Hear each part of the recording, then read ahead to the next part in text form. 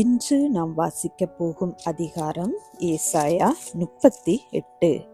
அந்நாட்களிலே எசேக்கியா வியாதிப்பட்டு மரணத்துக்கு ஏதுவாயிருந்தான்.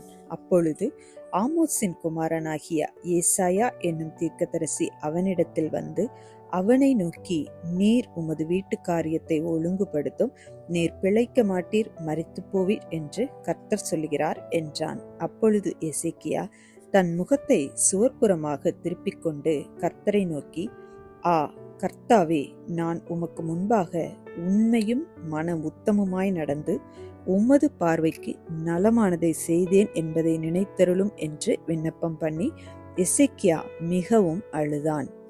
அப்பொழுது ஏசாயாவுக்கு உண்டான கர்த்தருடைய வார்த்தையாவது, நீ போய் எசேக்கியாவை நோக்கி, உன் தகப்பனாகிய தாவீதின் தேவனாய் இருக்கிற கர்த்தர் சொல்லுகிறது என்னவென்றால், உன் விண்ணப்பத்தை கேட்டேன், உன் கண்ணீரை கண்டேன்.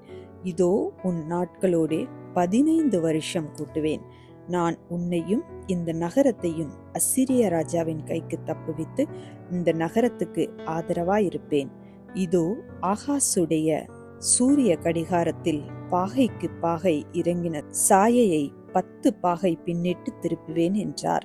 தாம் சொன்ன இந்த வார்த்தையின்படி கர்த்தர் செய்வார் என்பதற்கு இது கர்த்தரால் உண்டான அடையாளமாயிருக்கும் என்று சொல் என்றார்.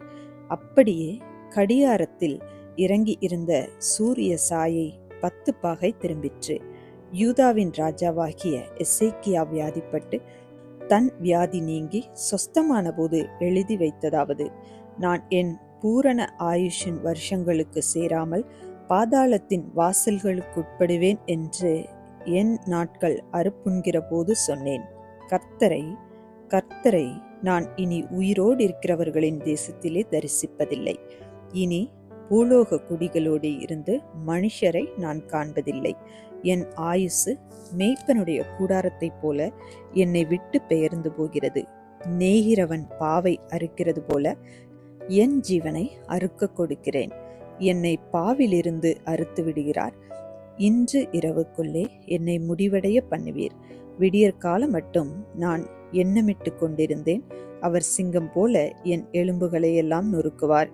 இன்று இரவுக்குள்ளே என்னை முடிவடைய பண்ணுவீர் என்று சொல்லி நம்முட்டை போலும் தகைவிலான் குருவியைப் போலும் கூவினேன். புறாவை போல் புலம்பினேன். என் கண்கள் உயர பார்க்கிறதுனால் பூத்து போயின.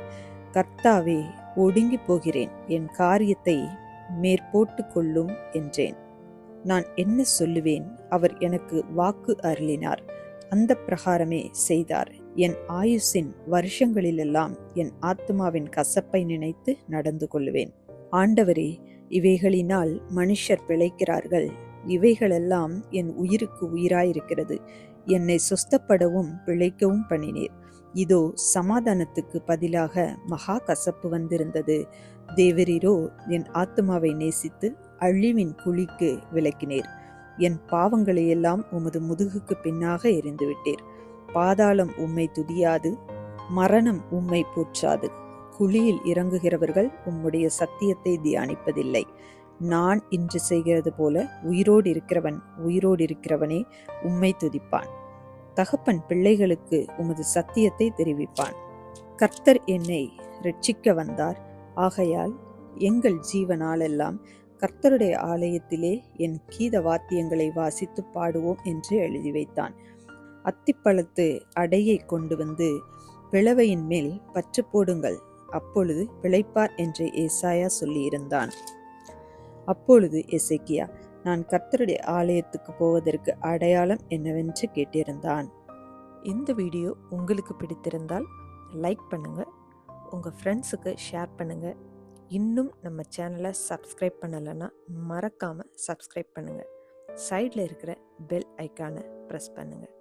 மீண்டும் சந்திப்போம். நன்றி.